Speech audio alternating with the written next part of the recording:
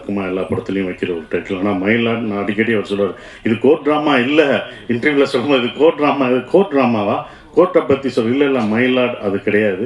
So அதை நான் சொல்லிடுறேன். மயிலாட் அப்படின்றது இது கோர்ட் ட்ராமா கிடையாது. ஒரு 10 நிமிஷம் தான் கோர்ட் வரும்.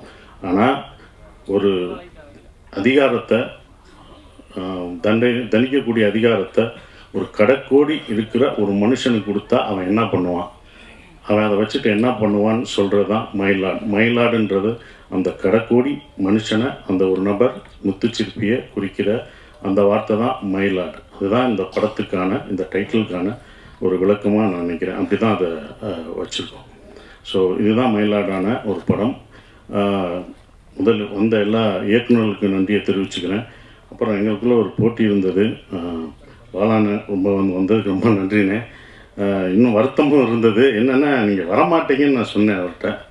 பாலானனை கூப்பிட்றேன் அப்படின்னா, இல்லை வரமாட்டார், நீங்கள் எதுக்கு உங்களை தொந்தரவு பண்ணக்கூடாதுண்ணா, வேறு ஒன்றும் இல்லை, நீங்கள் தொந்தரவு பண்ணக்கூடாது அப்படின்னு சொன்னேன். இல்லை வந்துட்டால் என்ன தருவீங்க, வந்துட்டால் நீங்கள் என்ன கேட்டாலும் தருவேன் அப்படின்னு வேறு சொன்னேன் நான். அப்புறம் வந்தோடனே சந்தோஷப்படுறதா இல்லை வந்துட்டார் என்ன கேட்க போகிறாரோ தெரியாது அப்படின்ற ஒரு இதில் வந்தேன். நீங்கள் வந்து பாராட்டினதுக்கு ரொம்ப நன்றினே. அந்த டான்ஸை பற்றி சொன்னீங்க, அது சத்தியமாக நான் கொரியோகிராஃப் பண்ணதில்லை. கொரியோகிராஃப் சொன்னது ஏன்னா அது அந்த கேரக்டர் அப்படி தான் ஆடணும் அப்படின்னு சொல்லிட்டாங்க. ஸோ அதனால தான் அப்படி ஆடணும். அது 2 நாள் 1 நாள் எடுத்தாங்க. அதுவே வச்சு ரொம்ப கஷ்டப்படுத்தினாங்க. முதல் டேக் ஓகே, எல்லாம் சிரித்து ஓகேன்னு அப்படின்ட்டோம். கடைசி டைரக்டர் வந்து ஓகேன்னு சொல்லிட்டு எல்லாம் கைதட்ட ஆரம்பிச்சிட்டோம். ஃபர்ஸ்ட் டேக்லேயே ஓகே பண்ணிட்டோம்டான்ட்டு. அதுக்கப்புறம் வந்து சொன்னார், இல்லை முத்துச்சிற்பி சிரிச்சிட்டான், அதனால் அவன் சிரிக்கக்கூடாது, சீரியஸாக பாடணும்னு மறுபடியும் எடுத்தாங்க. அது 1 நாள் ஆச்சு, மறுநாள் தான் அது ஓகே ஆச்சு.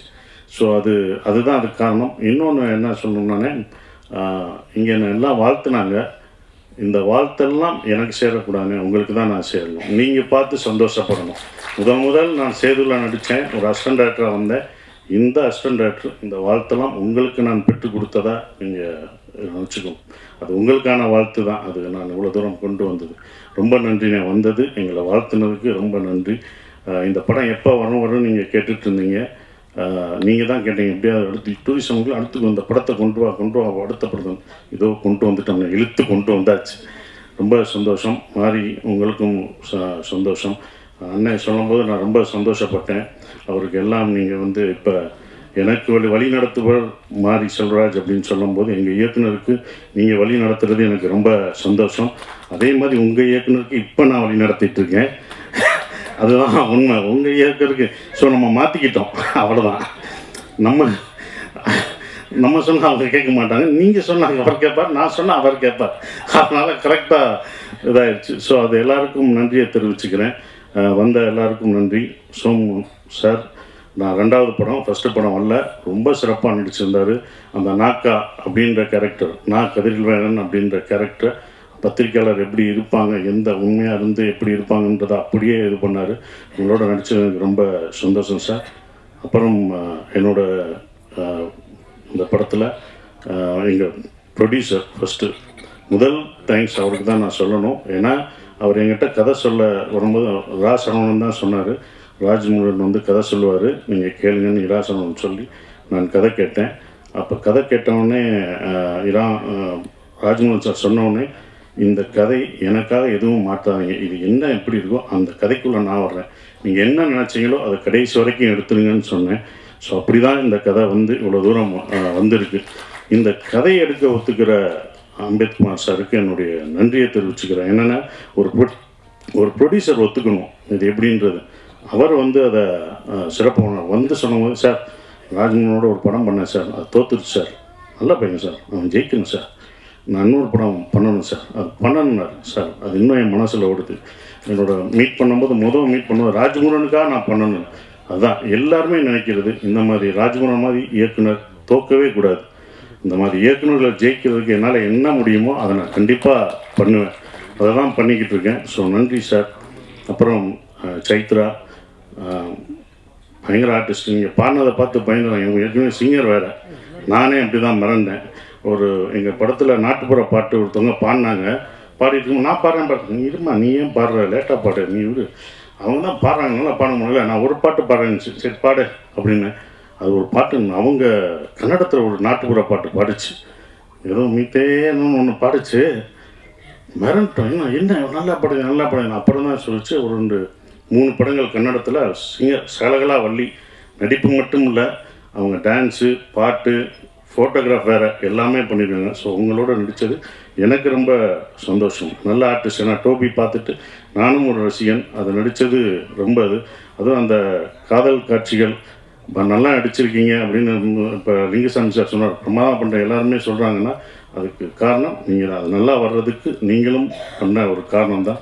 ரொம்ப நன்றி கெனி, நீங்களும் இந்த படத்தில் நடிச்சிருக்கீங்க. அந்த கேரக்டர் ரொம்ப நல்லா இருந்தது. ஸோ எல்லாருக்கும், இந்த பணியாற்றின எல்லாருக்கும் என் நன்றியை தெரிவிச்சுக்கிறேன். ஷான் ரோடன், யுகபாரதி சார், இவங்க 3 பேரும் டைரக்டரும் பண்ணும்போது 3 பேர் காம்பினேஷன் எப்போதுமே தப்பாக. நான் அவர்கிட்ட கேட்பேன், அவருக்கு மட்டும்தான் அந்த மாதிரி பாட்டு கேட்பீங்களா? இல்லை, அவர் தான் அப்படி கேட்குறாரு, அதனால் நான் போடுறேன்னு சொல்கிறாரு. ஷான், நம்ம நட்பு இன்னும் தொடர்ந்துக்கிட்டு தான் இருக்குது. நாங்கள் இன்னும் ஒவ்வொரு இதாக போய்கிட்டே இருக்கோம். போனது டூரிஸ்ட் ஃபேமிலிக்கு போனோம், அடுத்து இந்த இதில் எல்லா இன்டர்வியூவும் கலந்துக்கிட்டு இருக்கோம். ஸோ ரொம்ப சிறப்பாக இது பண்ணுறது. அப்புறம் எடிட்டர் அவருக்கு இது, அப்புறம் ரொம்ப சந்தோஷம் இருக்குது. அப்புறம் இன்னொன்று சொல்லணும்னா ராஜமுருகன், கடைசியாக எங்கள் டைரக்டர் ராஜமுருகன் சொல்லும்போது எல்லாருமே சார் அவர் சைக்கோ அப்படின்னு என்கிட்ட ஒருத்தர் சொன்னார். சைக்கோன்ட்டாங்க சார், அவர் சைக்கோ ஆச்சு, அவரோட எப்படி சார் பண்ணுவீங்க அப்படின்னு நான் கதை கேட்க வரும்போது அப்படியே பார்க்கணும். கதை கேட்டு 2வது தடவை இன்னொரு தடவை கரெக்ஷன் பண்ணிட்டு ஒரு வருஷன் சொன்னார். சைக்கோவா அப்படின்னு. சரி, ஃபஸ்ட்டு டே போகும்போது நானும் அப்படி இருந்துச்சு. ரொம்ப ரசிச்சிருக்கிறீங்க, அவங்க ஒய்ஃபு அப்படி இல்லை, ஓகே, உங்க வீட்டுக்காரம்மா சிரிக்கிறாங்க. என்னடா சைக்கோன்றாரு. முதல் நாள் ஷூட்டிங் எப்போ பார்த்தேன், என்னடா பண்ணுறாங்கன்னு பார்ப்போம், 2 நாள் பார்ப்போம் அப்படின்னு நினச்சி 2ஆவது நாள் பார்த்தேன். ரொம்ப நல்லா தான் இருந்தார். இவர் நடிக்கிறாரா? 3ஆவது நாள் பார்த்தேன், நடிக்கிறாரா? அப்புறம் பிரச்சனைகள் வரும்போது என்கிட்ட டக் டக் கதவை தட்டும். என்னோடய ரூம் கதவை தட்டினா, சரி இன்றைக்கி ஏதோ ஒரு பிரச்சனை சார், ஒரு பிரச்சனை நடந்து போச்சு. என்னடா சைக்கோன்னாங்க, இவர் இந்த பிரச்சனையை ஹேண்டில் பண்ண மாட்டேங்கிறா, நம்ம தான் பண்ணணுமா, சரி பண்ணுவோம் அப்படின்னு சொல்லி. ஏன்னா ஒரு கட்டத்தில் படம் நிற்கிற மாதிரி இருந்தது. ஏன்னா ஒரு ஆர்டிஸ்ட் நடிக்க வேண்டியது, அந்த ஆர்டிஸ்ட் நடிக்காதனால அது ஒரு மிஸ் அண்டர்ஸ்டாண்டிங்னால அந்த நடிகர் நடிக்க முடியாமல் போனும்போது நாங்கள் பேக்கப் ஆகி கிளம்ப வேண்டியதாக இருந்தது. யாரை கூப்பிடலாம், என்னடா ஆபத்துக்கு யார் இருந்தபோது யாரை கூப்பிடலான்னு அப்புறம் தான் சொன்னேன். சோமு நீங்கள் என்ன சொன்னாலும் கேட்பாரா அப்படின்னா, கடைசியாக சேர்ந்ததான் இல்லை கேட்பார். அந்த கேரக்டர் அவர் நடிக்க கேளுங்க, நீங்கள் கேட்டாங்கன்னா உடனே அடித்தார். சார் நான் ஃப்ரீயாக இருக்கேன், நீங்கள் உடனே வாங்க. அவர் கதையெல்லாம் சொல்லலை.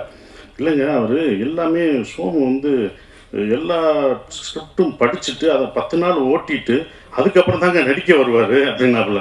இல்லை நீங்கள் கேளுங்க, நமக்கு ஆபத்தாயிடுச்சுன்னு அப்புறம் ஃபோன் பண்ண உடனே வந்தார். அவர் கதை எதுவுமே கேட்கல, எதுவுமே கேட்கல, நடித்து என்னென்னு அங்கே டெவலப் பண்ணதான். ஸோ ரொம்ப நன்றிங்க. ஏன்னா இந்த மாதிரி டேரக்டருக்கு நீங்கள் சப்போர்ட் பண்ணணும்னு வந்ததுக்கு உங்களுக்கு நான் முதல் நன்றியை சொல்லணும். ரொம்ப இது பண்ணது. இப்படிப்பட்ட ஒரு சைக்கோன்னு முடித்தேன்ல, இந்த சைக்கோவோட நானும் இப்படி அமைதியாக இருக்கேன்னு இந்த சைக்கோவோட நடித்தேன்.